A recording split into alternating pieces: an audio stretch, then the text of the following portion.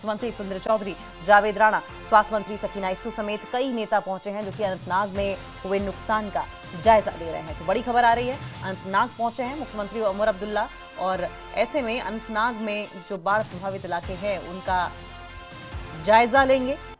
साथ साथ आपको बताएं कि प्रभावित इलाकों के अलावा जो लोग फ्लड अफेक्टेड हैं उनके साथ बातचीत का भी कार्यक्रम है और उप मुख्यमंत्री भी उनके साथ तस्वीरों में आप देख सकते हैं। साथ साथ सुरेंद्र चौधरी पीछे खड़े हैं, जावेद राणा, स्वास्थ्य मंत्री सकीना इत्तू समेत कई नेता पहुंचे हैं उनके साथ जो अनंतनाग में हुए नुकसान का जायजा ले रहे हैं। जहूर रिजवी हमारे साथ फोन लाइन पर जुड़ गए हैं। दरअसल वो लाइव हमारे साथ जुड़े हुए हैं। जहूर, ये बताइए, मुख्यमंत्री उमर अब्दुल्ला अनंतनाग पहुंचे हैं, उनके साथ तमाम मंत्रिमंडल के नेता भी हैं। ऐसे में क्या कुछ उनका कार्यक्रम है अनंतनाग में, कहां कहां जाने का है, कौन कौन सी ऐसी जगहें होंगी जहां पर वो स्थिति का जायजा लेते हुए हमें दिखाई देंगे? देखिए, चीफ मिनिस्टर उमर अब्दुल्ला जो है आज सुबह यहाँ पहुंचे। अनंतनाग कुलगाम दोनों अजला का वो जायजा लेंगे। यहाँ जो सूरत हाल बनी हालिया दिनों सैलाबी सूरत हाल, उसका जायजा लेंगे। और इस वक्त हम मौजूद हैं अनंतनाग के डाक बंगलो इलाके में और ये जो कैवलकेड आप देख रहे हैं, सिक्योरिटी अरेंजमेंट्स, ये चीफ मिनिस्टर उमर अब्दुल्ला के का कैवलकेड है, उनके लिए सिक्योरिटी अरेंजमेंट्स हैं। और वो अभी कुछ देर पहले यहाँ पहुँचे। उन्होंने मेहंदी कदल, गांजीवाड़ा और ये जो देवा कॉलोनी है, अनंतनाग की कुछ फैसिलिटीज़ जो हालिया दिनों सैलाब से काफ़ी मुतासर हुई, उनका उन्होंने जायजा लिया। और अभी यहाँ पहुँचे हैं डाक बंगलो अनंतनाग और यहाँ पे वो ऑफिसरान की एक मीटिंग जो है वो उसमें शिरकत कर रहे हैं, उसमें जायजा ले रहे हैं, एसेस कर रहे हैं सिचुएशन। और उसके बाद यहाँ से वो जाएंगे कुलगाम ज़िला। और क्योंकि नेक्स्ट डिस्ट्रिक्ट जो है वो कुलगाम है, जो हालिया दिनों सैलाबी पानी से काफ़ी मुतासर हो गया है। उसका लो लाइन एरिया, चाहे वो कैमू की बात करें, खुड़वनी इलाके की बात करें, देवसर इलाके की बात करें, तो ऊपरी इलाकों में नूराबाद इलाके हैं, वहाँ पे भी काफ़ी जो है तबाही मचाई इस हालिया बारिश ने। और कुल मिलाकर चीफ मिनिस्टर उमर अब्दुल्ला अपने अफसरान के साथ, अपने जो कैबिनेट कोलीग्स हैं, डिप्टी सीएम सुरेंद्र चौधरी, सकीना इत्तू और उसके साथ साथ जावेद राणा और मेंबरान असेंबली जितने भी हैं अनंतनाग के, वो यहाँ पे मौजूद हैं। और उसके साथ साथ अगर हम बात करें कुलगाम ज़िला की, कुलगाम ज़िले में भी वो हालात का जायजा लेने के बाद जो है यहाँ पे ऑफिसरान की मीटिंग में शिरकत करेंगे, उसको प्रिजाइड करेंगे उस मीटिंग को, और यहाँ पे भी सिचुएशन को एसेस करेंगे। और जो भी लोगों के मसले मसाइल हैं उनको कोशिश ये करेंगे कि वो एड्रेस की जाए, क्योंकि सरकार चाहती है कि जो हालिया दिनों तबाही मची, तबाही के आसार जो है वो नुमाया है, किस कदर खौफनाक सैलाबी सूरत हाल बनी, जिसकी वजह से मकामी बस्तियां तबाह हो गई, बंद गिरे और नाले विशो, लिदर और जहलिम के पानी ने काफ़ी पैमाने पे जो है वो तबाही मचाई।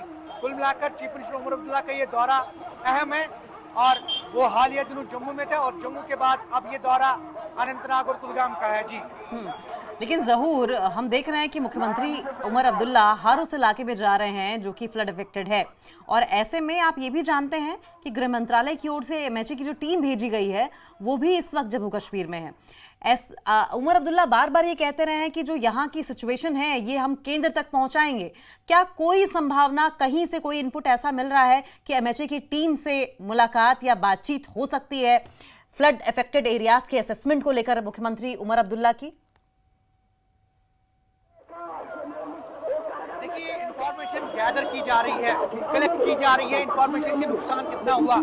जितने भी सियासी लीडरान हैं, मुख्यमंत्री उमर अब्दुल्ला की भी कोशिश ये रही कि वो जगह जगह जाएं और कोशिश ये करें कि जो नुकसान हैं उसका तखमीना लगाया जाए और फिर एक फाइनल रिपोर्ट जो है गवर्नमेंट ऑफ इंडिया को सबमिट की जाए और तब जाके जो फ्लड रिलीफ है, वो राहत का काम है, वो शुरू किया जाए। कहीं ना कहीं ये चीफ मिनिस्टर का दौरा अनंतनाग, जम्मू और उसके साथ साथ जो दौरा श्रीनगर है, ये इस बात की अक्कासी कर रहा है कि किस तरह से वो अभी हालात का जो है वो जायजा ले रहे हैं, ऑफिसरान से मीटिंग तलब कर रहे हैं ताकि वो पूरी ओवरऑल सिचुएशन पे नजर बनाए रखें। और जो रिपोर्ट सबमिट की जाएगी, रिपोर्ट सबमिट के बाद गवर्नमेंट ऑफ इंडिया से जितनी भी ये पैकेज का मुतालबा होगा तो कहीं ना कहीं, हालांकि गृह मंत्रालय ने भी इसमें काफी जो है वो कोशिश की, पहल की। हालिया दिनों होम मिनिस्टर अमित शाह जो है वो जम्मू के दौरे पे थे और कुल मिलाकर ये दौरा अगर कश्मीर की बात करें, कश्मीर जम्मू और दोनों रीजन्स में जो भारी पैमाने पर तबाही हुई है, जी। उस तबाही को लेकर एक बहुत बड़ा और पैकेज उसी जो है वो तबाही का दरकार है। असेसमेंट करने के लिए ज़हूर मुख्यमंत्री उमर अब्दुल्ला आज ग्राउंड जीरो पर भी उतरे हैं। बहुत बहुत शुक्रिया आपका, आप नजर बनाए रखें, आगे भी इस पर आपसे अपडेट लेते हैं। और अब बड़ी खबर हिमाचल प्रदेश से आ रही है। कुल्लू के अखाड़ा बाजार में 2 और शव बरामद किए गए हैं। दोनों मृतक जम्मू कश्मीर के रहने वाले थे। मृतक ताहिर बांडीपुरा और हुसैन गांदरबल का रहने वाला था। अब मलबे में एक शख्स की तलाश की जा रही है। तो बड़ी खबर आ रही है और ये कुल्लू के अखाड़ा बाजार खबर है, जहां पर 2 और शव बरामद किए गए हैं। दोनों मृतक जम्मू कश्मीर के रहने वाले थे। मृतक ताहिर बांडीपुरा और हुसैन गांदरबल का रहने वाला था। अब मलबे में एक शख्स की तलाश की जा रही है। आपको बताएं, कल भी लैंडस्लाइड हुआ था और कुछ घर क्षतिग्रस्त हुए थे। कुल्लू में लगातार बरसात की वजह से, मूसलाधार बारिश की वजह से जगह जगह पर लैंडस्लाइड की खबरें सामने आ रही हैं। ऐसे में अब अखाड़ा बाजार से एक और दुखद खबर सामने आई है कि मलबे से 2 शवों को बरामद किया गया है, जबकि एक शव अभी बरामद किया जाना बाकी है।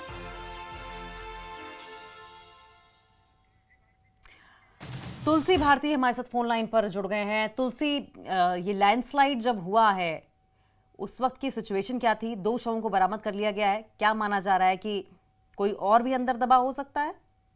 देखिए अंकिता, जिस तरह से 4 सितंबर को जो कुल्लू के इनर अखाड़ा बाजार में भारी भूस्खलन के मलबे में 3 घरों के अंदर जो 6 लोग फंसे हुए थे, दबे हुए थे, उनके लिए सर्च ऑपरेशन का आज तीसरा दिन है। और तीसरे दिन अगर बात करें तो 2 जो सफलता है वो एनडीआरएफ की टीम को, एसडीआरएफ की टीम की और होमगार्ड और लोकल पुलिस की टीम को जो है सफलता मिली है। कुल मिलाकर इस मलबे में 6 लोग दबे थे, जिनमें से 5 लोगों के शव अभी तक बरामद कर दिए गए हैं, जबकि एक व्यक्ति का शव अभी भी मलबे में है, जिसकी तलाश की जा रही है। जो अभी सुबह सवेरे आज तीसरे दिन की अगर बात करें, आज जो शव बरामद हुआ है उनकी पहचान जो है वो एक 24 वर्षीय ताहिर, जो गुरेल लील जो तहसील बांदीपुरा का है, और दूसरा अगर बात करें तो 44 वर्षीय हुसैन, जो कंगन तहसील गांदरबल जिला का है। तो ये दोनों शव जो है वो बरामद हुए हैं, जो जम्मू कश्मीर के रहने वाले हैं। जी ठीक है, बहुत बहुत शुक्रिया तुलसी आपका, आप नजर बनाए रखें, आगे भी इस पर आपसे अपडेट लेते रहेंगे। तो कुल्लू के अखाड़ा में 2 शवों को और बरामद किया गया और जिस तरीके से आप देख रहे हैं अखाड़ा मार्केट की अगर बात करें तो लगातार यहाँ पर कहीं ना कहीं जो तबाही है उसके निशान दिखाई जरूर देंगे। बांडीपुरा गांदरबल के रहने वाले दोनों मृतक बताए जा रहे हैं, जबकि बताया ये जा रहा है कि 2 और शवों के मिल जाने के बाद एक और डेड बॉडी जो है वो इससे बरामद की जा सकती है।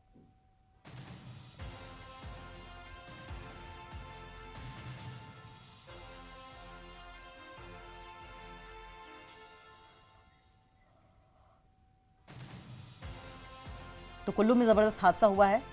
जम्मू कश्मीर में जगह जगह पर मातम पसरा हुआ। जम्मू कश्मीर के रहने वाले दोनों लोग थे। कुल्लू में हादसा हुआ, जम्मू कश्मीर के रहने वाले 2 लोगों के शव भी ढूंढ लिए गए हैं। लगातार मलबा हटाया जा रहा है। लैंडस्लाइड की तस्वीरें हम आपको दिखा रहे हैं। ऊपर पहली तस्वीर जो आप लाल रंग के इस बॉक्स में, इस घेरे में देख रहे हैं, ये लैंडस्लाइड है और ये पूरा का पूरा जो मलबा है नीचे रिहायशी इलाकों पर आकर गुजरा और रिहायशी इलाकों को नुकसान भी हुआ है, क्षतिग्रस्त भी हुए हैं, जिसमें 2 लोगों के शव अभी तक बरामद किए जा चुके हैं। बताया जा रहा है दोनों जम्मू कश्मीर के रहने वाले थे। एक का शव अभी भी ढूंढ के निकाला जाना है। और उधर कुल्लू हादसे में मारे गए 3 लोगों के शव उनके घर पहुंच गए हैं। गांदरबल के कंगन में 3 शव पहुंचे हैं, जिनका आज अंतिम संस्कार किया जाएगा। इन शवों को चंडीगढ़ एयरपोर्ट से श्रीनगर लिफ्ट किया गया। आज सुबह तीनों डेड बॉडीज श्रीनगर एयरपोर्ट पहुंची थी, जहां से इन शवों को रोड के जरिए गांदरबल ले जाया गया।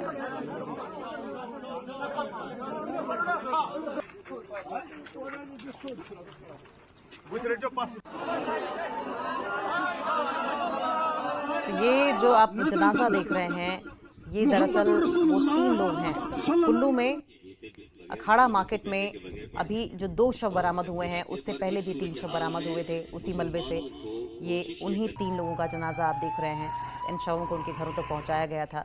काफ़ी गमगीन माहौल है और एम्बुलेंस जब लेकर डेड बॉडीज़ को उनके गांव पहुंची तो देखने वालों को जमावड़ा लग गया। लोग वहां पर गमगीन नजर आए।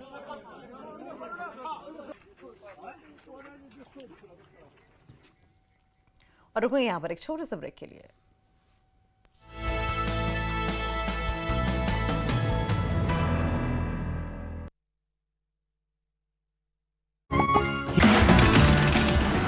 देश में बाढ़ प्रभावित राज्यों का दौरा कर सकते हैं प्रधानमंत्री मोदी, सूत्रों का दावा। जम्मू कश्मीर, हिमाचल, पंजाब समेत कई राज्यों में हालात का लेंगे जायजा। सीएम उमर अब्दुल्ला का आज कुलगाम दौरा, बाढ़ प्रभावितों से मुलाकात के साथ राहत कार्यों की करेंगे समीक्षा।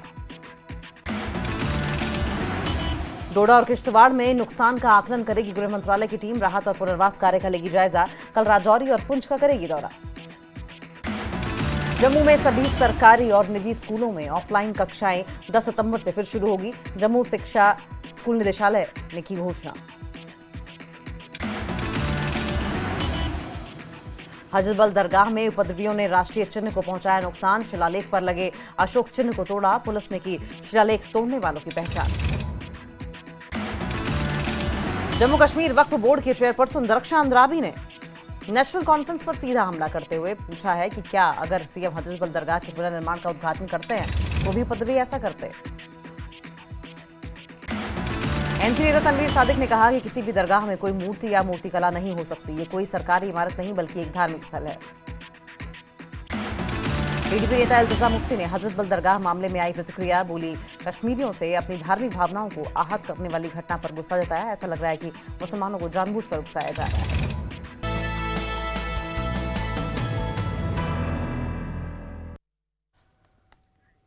और एक और बड़ी खबर सामने आ रही है। डोडा में मेडिकल सब सेंटर की शिफ्टिंग पर विवाद शुरू हो गया है। आम आदमी पार्टी के विधायक महराज मलिक पर लोग भड़क गए हैं। विधायक पर मनमानी करने का आरोप लगाया जा रहा है। देखिए, डोडा के विधायक है महराज मलिक और ऐसे में ये मामला तब गरमाया जब जिस जगह पर अलॉटमेंट की गई थी वहां से मेडिकल सब सेंटर को शिफ्ट किया जा रहा है। स्थानीय लोगों का कहना है कि जो जगह दी गई है वो बिल्कुल ठीक है। हालांकि महराज मलिक, जैसा कि लोग आरोप लगा रहे हैं, महराज मलिक चाहते हैं कि ये उस जगह पर शिफ्ट किया जाए जहां पर ज्यादा लोगों को इसकी सुविधा मिल सके और इसी को लेकर लोगों का गुस्सा जो है वो फूट पड़ा। डोडा में मेडिकल सब सेंटर की शिफ्टिंग पर विवाद हो गया है। आम आदमी पार्टी विधायक महराज मलिक पर लोग भड़के हैं। विधायक पर मनमानी करने का लोग आरोप लगा रहे हैं। सुने जरा क्या कह रहे हैं लोग। यहाँ से उठाया हमने, यहाँ जो बनी थी जब मैंने चिट्ठी लिखी थी। अब एक बात बताओ, आप मेरी छोड़ूंगा नहीं आपको भी, जानता हूँ मैं। अगर डीसीएस बनाया बनाओ तो दल बनाओ खोलो दपना, उसका नाराज उठाएगा तो दिखला तो डीसीएस। और वहीं तिहाड़ जेल सूत्रों के हवाले से बड़ी खबर सामने आ रही है। जनरल रशीद से मारपीट मामले में खुलासा हुआ है। पहले किन्नर कैदियों से हुई थी रशीद की कहासुनी के बाद किन्नर कैदियों ने पिटाई कर दी थी। हत्या की प्लानिंग का भी बेबुनियाद आरोप लगाया है। आपको बता दें कि इंजीनियर रशीद की पार्टी एआईपी ने बारामूला से सांसद इंजीनियर पर तिहाड़ जेल में हमले का आरोप लगाया है। आरोप है कि तिहाड़ जेल में इंजीनियर रशीद पर जानलेवा हमला हुआ। जेल प्रशासन ने सांसद पर हमला कराया। पार्टी के मुताबिक हमले की बात सांसद ने जेल में अपने वकील जावेद हबी से मुलाकात में बताई। आरोपों के मुताबिक इंजीनियर रशीद ने बताया कि उनके बैरक में जानबूझकर किन्नर कैदियों को रखा गया है जो उन्हें भड़काने और उकसाने वाली बातें करते हैं और फिर हमला करते हैं, जिसके बाद इस पूरे मामले में जांच की मांग की गई थी। अब जेल प्रशासन के सूत्रों का कहना है कि पहले इंजीनियर रशीद की किन्नर कैदियों के साथ कहासुनी हुई थी और अब इसके बाद इन लोगों के बीच मारपीट हुई।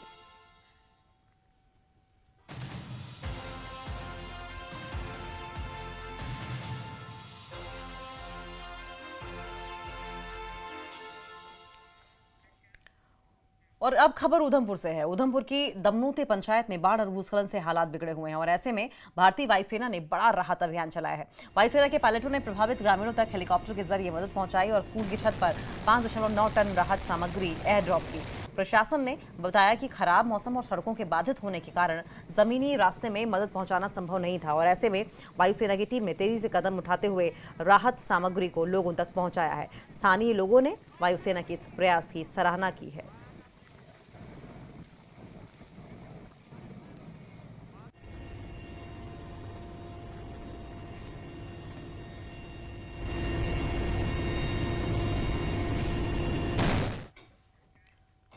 और वहीं किश्तवाड़ के किथेर गांव में सेना के जवानों ने मरीज को अपने कंधों पर उठाकर अस्पताल पहुंचाया। कई जगहों पर रोड बंद होने और हेलीकॉप्टर से एयरलिफ्ट नहीं होने पर सेना के जवानों ने बहादुरी दिखाते हुए मरीज को अपने कंधों पर जब सवार किया और 25 किलोमीटर तक ऊबड़ खाबड़ रास्तों से, पहाड़ी रास्तों से 25 किलोमीटर पैदल चलकर मरीज को अस्पताल पहुंचाया।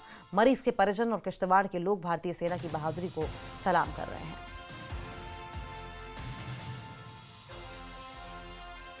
ये तस्वीरें आप किश्तवाड़ की देख रहे हैं, जहां पर एक तरफ तबाही का आलम है। क्लाउड बर्स्ट, लैंडस्लाइड की वजह से सड़कें ध्वस्त हो चुकी हैं, हाईवेज पूरे बह गए हैं और आने जाने के लिए, गाड़ियों के लिए, एम्बुलेंसेस के लिए रास्ते तक नहीं बचे हैं।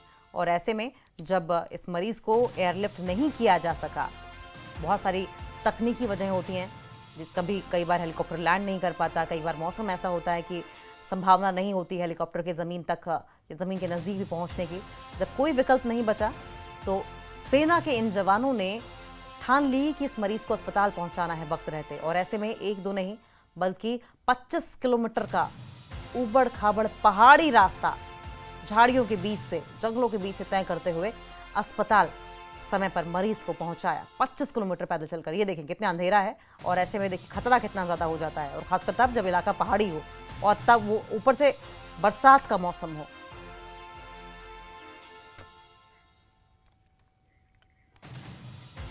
और ये खबर रियासी से है, जहां पर भारी बारिश और बाढ़ का इस कदर कहर बरपा कि लोगों के आशियाने तबाह हो गए। सबसे ज्यादा असर जमसलान गांव में दरअसल देखने को मिला है, जहां अब तक कई घर नेस्तनाबूद हो चुके हैं। अचानक हुए भूस्खलन के बाद गांव के ही 40 घर तबाह हो गए और ऐसे में ये लोग गांव के स्कूल और पंचायत घर में रहने को मजबूर हैं। लोगों का ये कहना है कि हमारे बच्चों के सिर पर छत नहीं है, बुजुर्ग बीमार हैं, हम पंचायत घर और स्कूल में पनाह ले रहे थे, लेकिन ये कोई स्थायी समाधान नहीं है। सरकार को तुरंत कार्रवाई करनी चाहिए, मदद पहुंचानी चाहिए। ग्रामीणों ने मुख्यमंत्री उमर अब्दुल्ला और उपराज्यपाल दोनों से तत्काल मदद की अपील की है।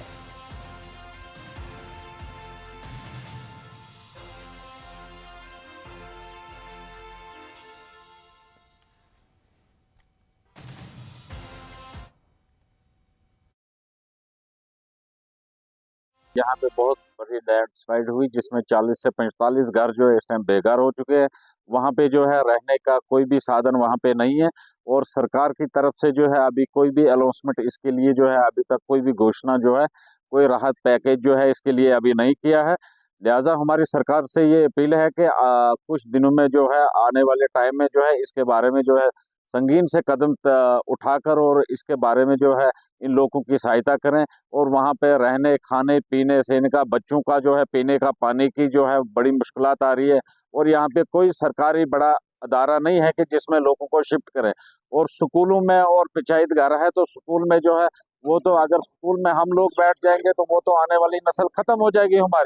हमारे बच्चे उस स्कूल में पढ़ते हैं तो इसका मतलब हमारी नस्लें जो है वो खत्म हो जाएगी। ये 2021 में और 2022 में हिली थी जगह, तो एडमिनिस्ट्रेशन को हमने डिप काम तक हमारे पास कागज़ पड़े हैं, उनकी नकलें पड़ी हैं। यहाँ पे डिप काम तक हम गए, इन्होंने बोला, डिप काम ने बोला हम आपको 2 कनाल जगह फ्राहम करेंगे, लेकिन अभी तक वो जगह हमें मिली नहीं। जियोलॉजी की 8 टीमें दिल्ली से यहाँ पहुँची मुआयना करने के लिए, उन्होंने लिखापड़ी में दिया है, वो हमारे पास लिखापड़ी है, अभी मेरे पास है, वो भी हमने इनको दी। हमने लिखापड़ी में बोला कि हम आपको जगह देंगे, लेकिन अभी तक वो जगह प्रोवाइड नहीं हुई।